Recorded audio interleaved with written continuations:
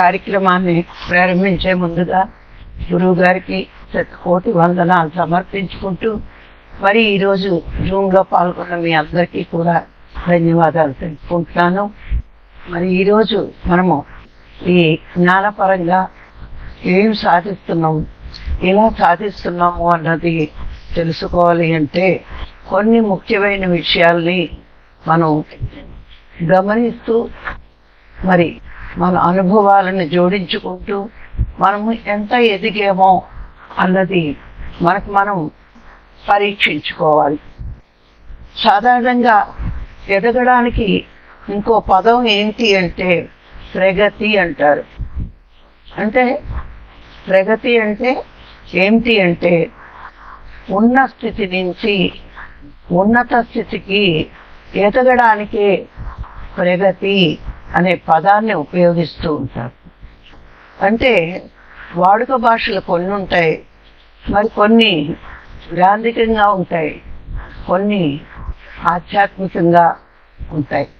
కానీ ఈ మూడిటికి కలిపి ప్రగతి అన్నది ఒకటే పదం. ఆ పదం ప్రగతిని సాధించడము అంటారు. అయితే ఈ ప్రగతిని సాధించడము ఏమిటి అంటే ప్రపంచ జీవితంలో ఒక రకంగా ఉంటుంది, ఆధ్యాత్మిక జీవితంలో ఇంకో రకంగా ఉంటుంది. ఈ ముందు ఈ ప్రపంచ జీవితం గురించి మాట్లాడుకుని తర్వాత ఆధ్యాత్మిక జీవితంలో ఈ ప్రగతిని ఎలా అర్థం చేసుకోవాలో మనము తెలుసుకుంటాం. మరి ప్రపంచ జీవితంలో మంచి చదువులు చదివినా అంటే గొప్పవి చాలా ఎక్కువగా చదివినా లేకపోతే డబ్బు ఎక్కువ సంపాదించినా లేదా పేరు ప్రతిష్టలు ఎక్కువ సంపాదించినా వీడి జీవితంలో బాగా పైకి వస్తున్నాడు, ప్రగతిని బాగా సాధిస్తున్నాడు, అనుకున్నది చేస్తున్నాడు, చాలా గొప్పగా ఎదుగుతున్నాడు అని ఒక పదం వాడతాం. ఇక్కడ ఏమిటి అంటే ఈ ప్రాపంచిక జీవితంలో ప్రగతిని సాధించాలి అంటే కష్టపడాలి.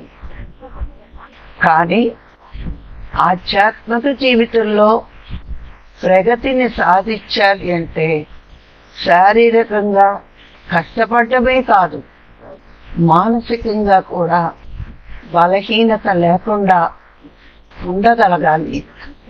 ఇది చాలా కష్టం.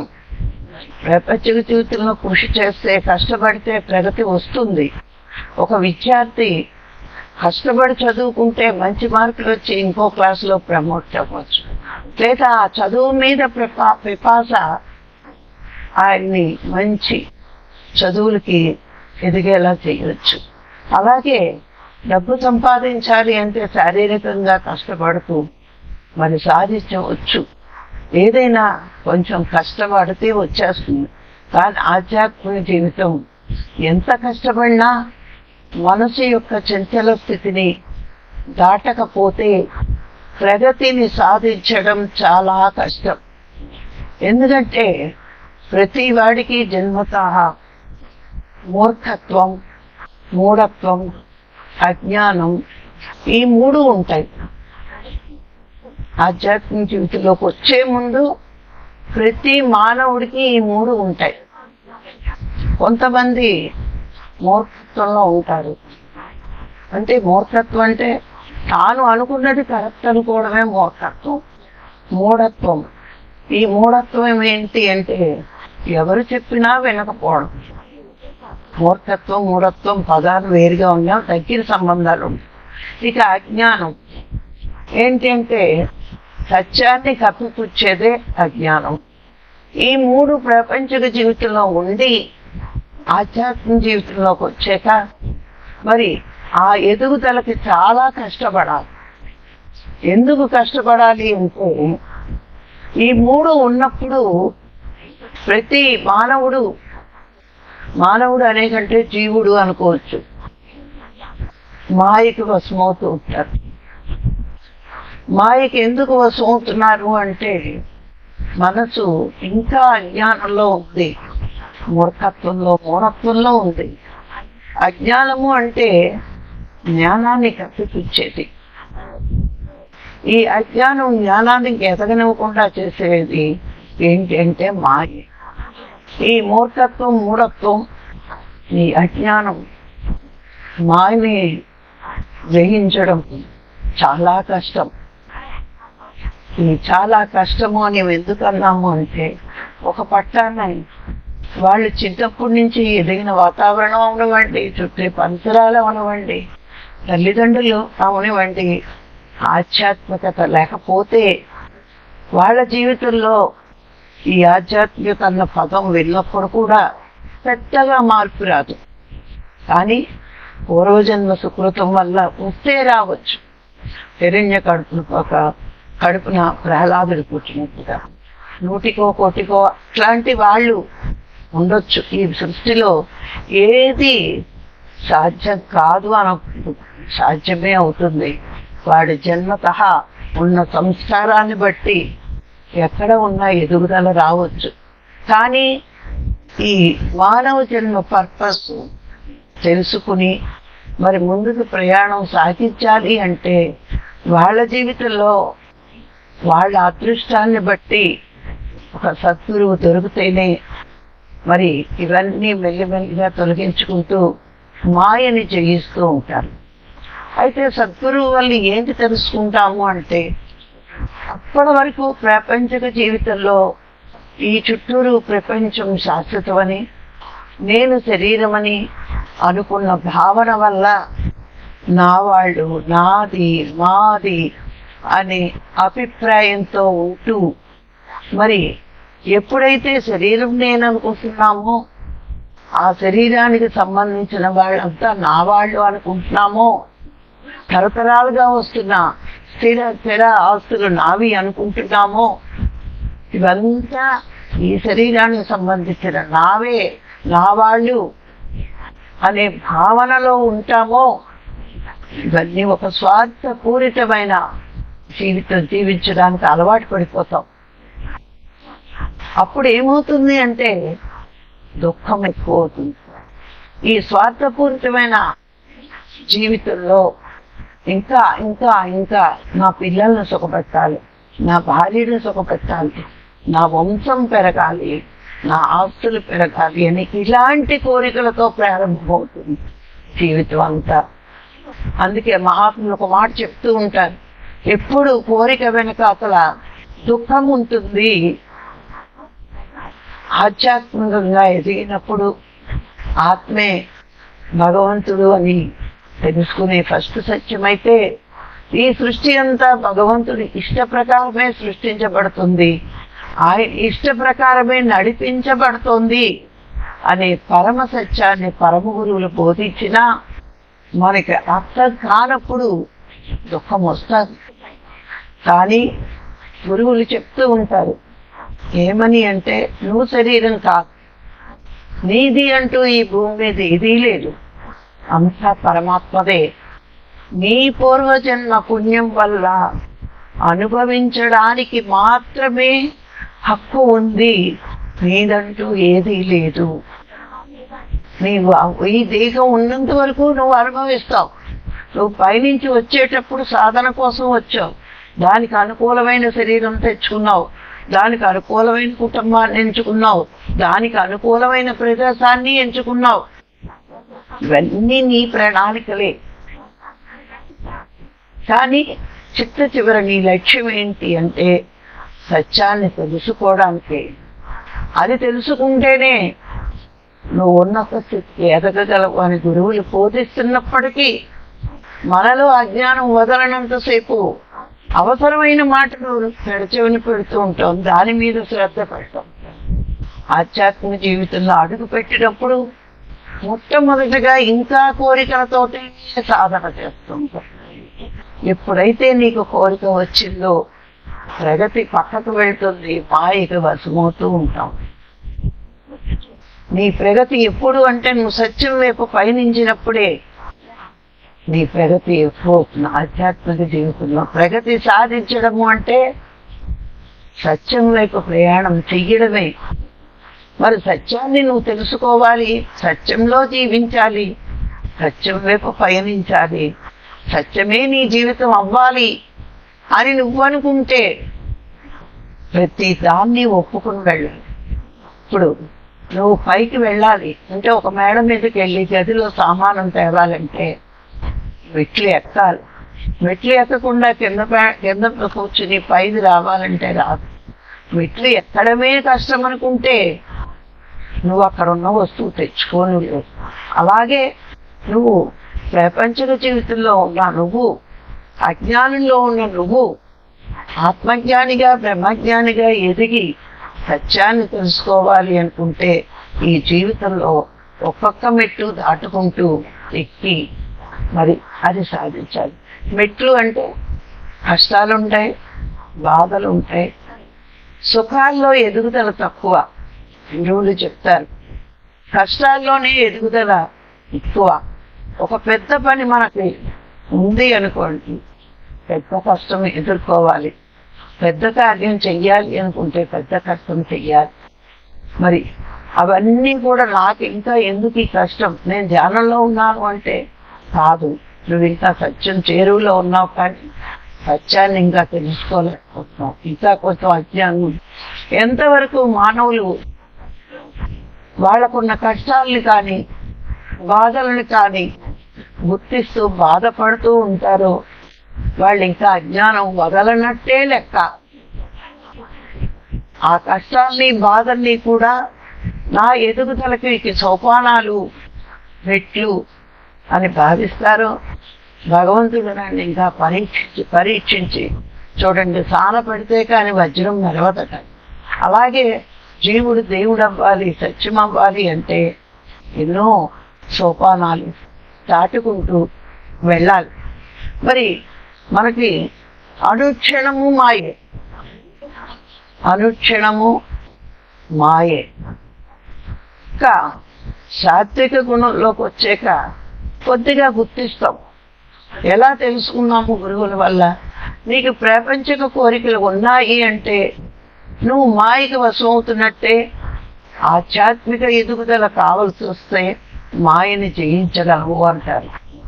ఎంతవరకు మనం ప్రాపంచిక కోరికలు కోరుతామో, సంపదలు కావాలని, ఆరోగ్యం బాగోవాలని, మనం అనుకునే నెరవేర్చుకోవాలని కోరికలు. ఆఖరికి శంకరాచార్యులు అంటారు మోక్షం కావాలనే కోరిక కూడా, అది కూడా ఒక కోరికే. నువ్వు ఆల్రెడీ ఆనంద స్వరూపుడివి, ఆనంద స్వరూపుడు మోక్షంలో ఉన్నట్టే కదా.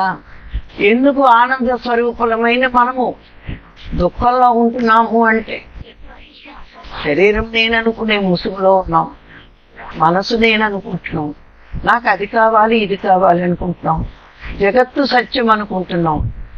ఇన్ని అపోహలతో ఉన్న మనం దుఃఖం దాకా ఏమొస్తుంది? ఈ తొడుగులన్నిటి ఆనంద స్వరూపుడమైన నువ్వు కోరుకోవాల్సిన అవసరమే లేదు. సృష్టించి ఈ సృష్టిని నువ్వు కోరుకోవడానికి నువ్వే సృష్టించావు, నీ దగ్గర నుంచే వచ్చింది సృష్టి. కానీ అది తెలియక మన అజ్ఞానం వేడనంతసేపు గురువులు ఎంత బోధించినా మనకి ఎక్కదు. మాయ పడిపోతూనే ఉంటాం, మాయకు వశం అవుతాం, దుఃఖానికి కుంగిపోతాం, సంతోషానికి పొంగిపోతున్నాం. మరి పొంగక ఉండాలి సమస్థితిలో. అందుకే భగవద్గీతలో సమత్వం యోగ ఉచితే అన్నాడు. యోగి రెండింటినీ సమస్థితిలో స్వీకరిస్తాడు. ఏమిటది? కష్టాన్ని సుఖాన్ని రెండు కర్మఫలాలే. కర్మలు ఉన్నప్పుడు ఫలితాలు వస్తూనే ఉంటాయి, పోతూనే ఉంటాయి. దేనికి కుంగకూడదు, దేనికి పొంగకూడదని యోగి అనుకుంటారు. మనం ఇంకా దుఃఖపడుతున్నాము అంటే కనీసం యోగత్వ లక్షణాలు కూడా తెలుసుకోలేకపోతున్నాము. కింద సంతోషం వస్తే పొంగిపోతున్నాము అంటే అది యోగి లక్షణం కాదు. చదువుతున్నాం, వింటున్నాం, ఆచరణలోకి వచ్చేటోడికి పెట్టుకోలేకపోతున్నాం. ఎప్పుడైతే చదవడం వినడం ముఖ్యం కాదు, ఆచరణలో పెట్టుకుంటేనే అసలైన జ్ఞానం వంట పడుతుంది. అసలైన జ్ఞానం వంట పడుతుంది ఎప్పుడు అంటే నీ ఆచరణలో పెట్టుకుంటూ నీ అనుభవంలో ఏదైతే వచ్చిందో అదే అసలైన జ్ఞానం అంటారు పత్రిక. అందుకే అనుభవమే జ్ఞానం అని పత్రిక ఎందుకు చెప్పారు అంటే విన్నవి అన్నవి ప్రతిదీ కూడా నీ అనుభవంలో తెచ్చుకుని ఆ అనుభవం నుంచి ఏ ఫలితం వస్తుందో అదే నీ జ్ఞానం అంటారు. అంటే గురువులు ఎన్నో చెప్తున్నారు, ప్రతిసారి చాలా సింపుల్గా ఒక్కొక్క మాటలో చెప్పేశారు. కానీ అది అర్థం చేసుకునే అంత మేధస్సు శక్తి మనకి లేక ఆ మాటలు చిలకలాగా వల్లి వేస్తున్నాం, కానీ అనుభవంలో తెచ్చుకోవడానికి ప్రయత్నించట్లేదు. మరి గురువు దొరికి గురువు ద్వారా పరమాత్మే మనకి ఇన్ని విషయాలు చెప్పిస్తుంటుంటే అది ఎందుకు జరిగింది? దేవుడికి దయలేదా? ఈ మాటలు మాట్లాడకుండా ఇంకా ఏదో ఉంది, నా ఎదుగుదల, నేను చేరుకోవాల్సిన గమ్యం ఇంకా ఉంది, నా ఎదుగుదల ఉంది అని మనకు మనమే సమాధానం చెప్పుకోగలగాలి. మనం చెప్తాం అన్నిటినీ స్వీకరించాలి, అన్నిటినీ ఒప్పుకోవాలి అని ఎన్నోసార్లు అంటూ ఉంటాం. వర్తమానంలో జీవించాలి, ఇవన్నీ చెప్పడానికి కాదు, మన ఆచరణలో పెట్టుకుంటేనే ప్రగతిని సాధించగలం. మరి ఆధ్యాత్మిక జీవితంలో ప్రగతిని సాధించడం అంటే మనం ఏదైతే చెప్తున్నామో అది మళ్ళా మన జీవితంలోకి వచ్చేటప్పటికి మామూలు వ్యక్తుల్లా ఉంటున్నాము అంటే ఇంకా మాయలో ఉంటున్నామని అర్థం. ఆ మాయని జయించాలి అంటే భగవంతుడు ఏం చేసినా మన జీవితంలో కష్టాలే ఇవ్వనివ్వండి, కన్నీళ్లే మిగల్చనివ్వండి, ప్రమాదాలే జరగనివ్వండి, ఆపదలే రానివ్వండి, ఒప్పుకోవాలి. ప్రతిసారి వింటూ ఉండేవారు, నీ జీవిత ప్రణాళికలో నువ్వు తెచ్చుకున్నవన్నీ నువ్వు అనుభవించాలి, ఒప్పుకోవాలి, అది నీ భాగం అయితేనే నీ జీవితంలోకి వస్తుంది అని. అంటే గురువుల మాటల గుండెల్లో ఎప్పుడూ మెదులుతూ ఉండాలి, కష్టంలో అయినా సుఖంలో అయినా. అది నువ్వెప్పుడైతే పరమాత్మే చెప్తున్నాడని అనుకున్నప్పుడు నీ దృష్టి ఎందుకు జరిగిందని కాదు, యాక్సెప్ట్ చేయడానికి ప్రయత్నించాలి. అది నీకు సాధన అనే గొప్ప మార్గాన్ని ఇచ్చి జ్ఞానము అనే గొప్ప ఒక కలశం లాంటిది. చూడండి, పూర్ణ కుంభం అని చెప్తారు ఒక మాట. అంటే పూర్ణ కుంభం అని ఎందుకంటారు? అది ఉంటే నీ దగ్గర అన్ని సంపదలు ఉన్నట్టే. అలాగే జ్ఞానం ఉన్న మనిషికి అన్ని సంపదలు ఉన్నట్టే. ఈ ప్రపంచమే దాసోహం అంటుంటుంది. అంత గొప్ప. మరి భగవంతుడి దృష్టిలో గొప్ప ఏది అంటే జ్ఞానవంతులే గొప్పవాళ్ళు. మరి ఎప్పటికప్పుడు మనం ప్రపంచిక ప్రగతిని కాదు, ఆధ్యాత్మిక ప్రగతిని సాధించడానికే మనం ఈ జీవితంలోకి అడుగు పెట్టబడ్డాం. మన జన్మ ప్రణాళిక ఇది. సాధన చేసి సాధిస్తామని భూమి మీదకి వచ్చాం మనం. మరి వచ్చిన వాళ్ళని సాధించడం మీద దృష్టి పెట్టాలి, సాధన మీద దృష్టి పెట్టాలి, తెలుసున్న సత్యాన్ని పంచిపెట్టాలి. ఎందుకు పంచిపెట్టాలి అంటే మర్చిపోకుండా మననం చేసుకోవడానికి పంచిపెట్టాలి. మరి ఇంత ఆధ్యాత్మిక ఉన్నతి సాధిస్తున్నప్పుడు ఒక్కటి మనకు ఎరుకు ఉండాలి. ఎప్పుడు కోరిక ప్రపంచానిదా, ఆధ్యాత్మికత, ఈ రెండు.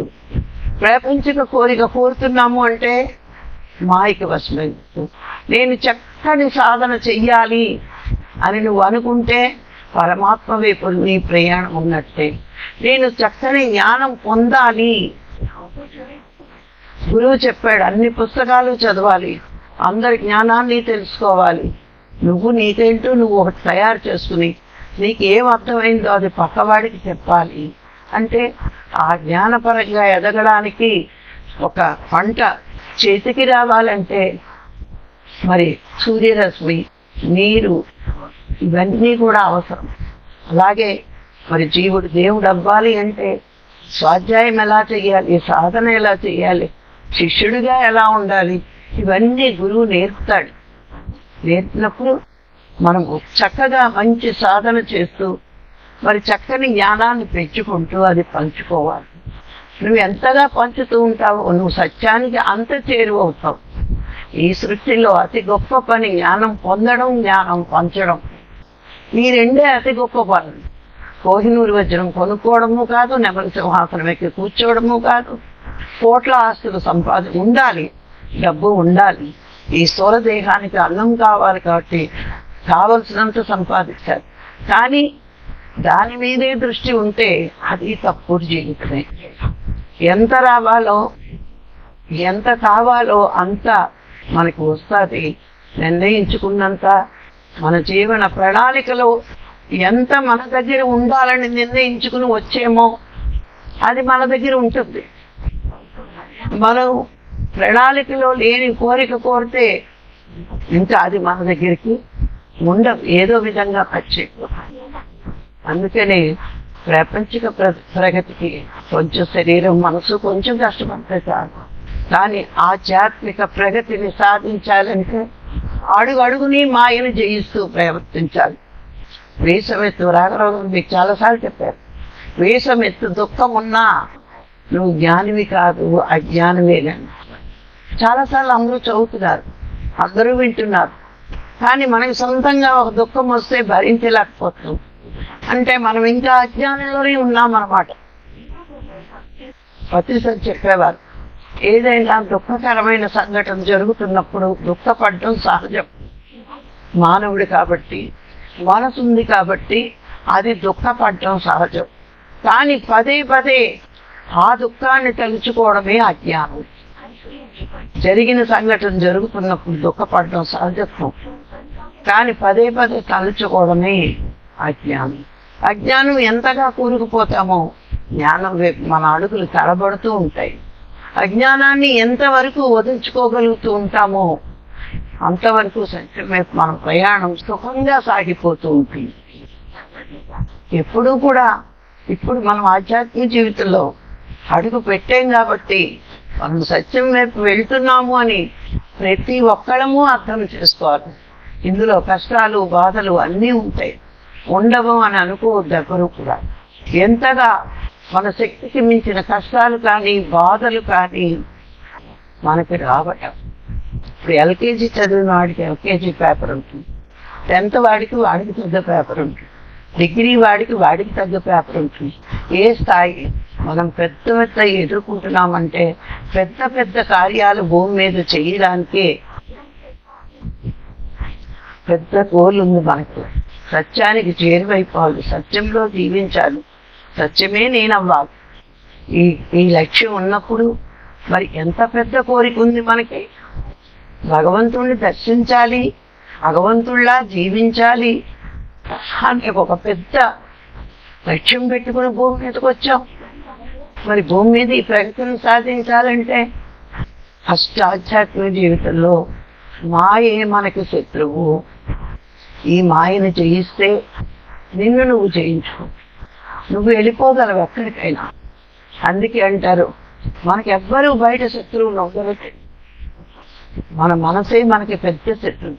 ఈ మనసు మాయకి వశం చేస్తుంది, దుఃఖంలో ముంచుతుంది, అక్కడ ఆగిపోతూ ఉంటాం.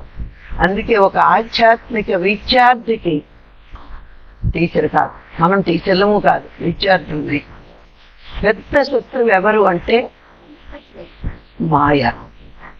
మాయ వల్ల కోరిక, కోరికల వల్ల దుఃఖం, దుఃఖం వల్ల ఉండిన చోటే ఉండిపోవద్దు. మరి ఉన్న స్థితిలో ఉండిపోతే ప్రగతి వైపు ప్రయాణం మన సాధన వెళ్ళదు.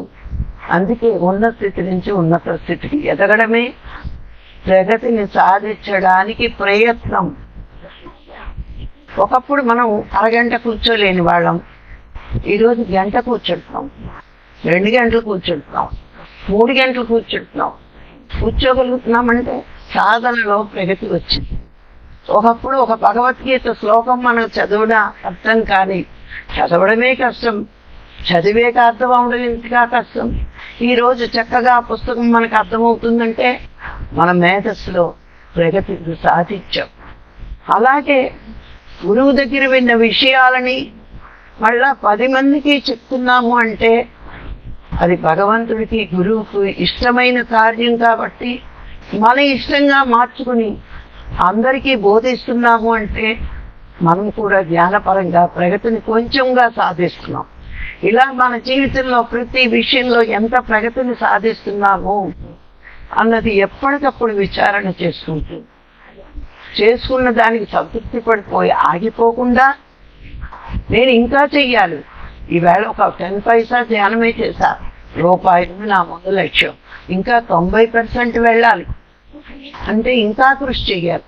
అందుకే బుద్ధుడు చెప్తాడు, ప్రపంచిక జీవితంలో ఉన్నవన్నిటితోటి తృప్తి పొందు, కానీ ఆధ్యాత్మిక జీవితంలో ఉన్నవాటితో తృప్తి పొందక ఇంకా సాధించాలని కోరికతో ఉండు అన్నాడు ఆయన.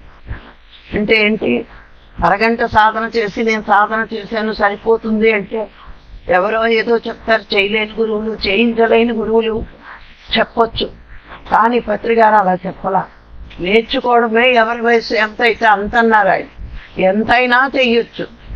డబ్బుకి కొలమానం ఎలా లేదో సాధనకి కూడా కొలమానం లేదు, ఎంతైనా చెయ్యొచ్చు.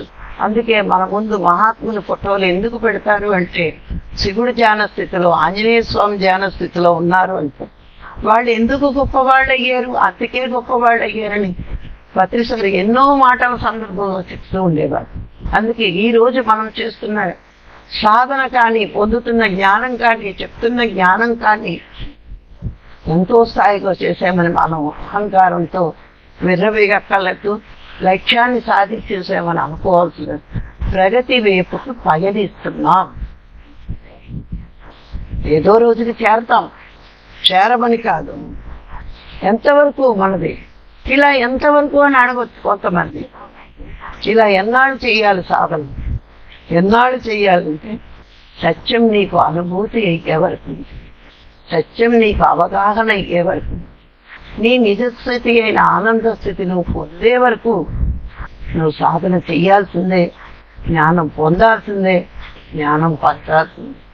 ఈ సత్యం తెలియనప్పుడు, సత్యం అనుభూతి పొందలేనప్పుడు, సత్యం నువ్వు చెప్పలేనప్పుడు నీ సాధనలోనూ జ్ఞానంలోనూ ఇంకా లోటు ఉంది, నువ్వు ప్రగతి వైపు పయనించట్లేదు అని నీకు అర్థం అవ్వాలి.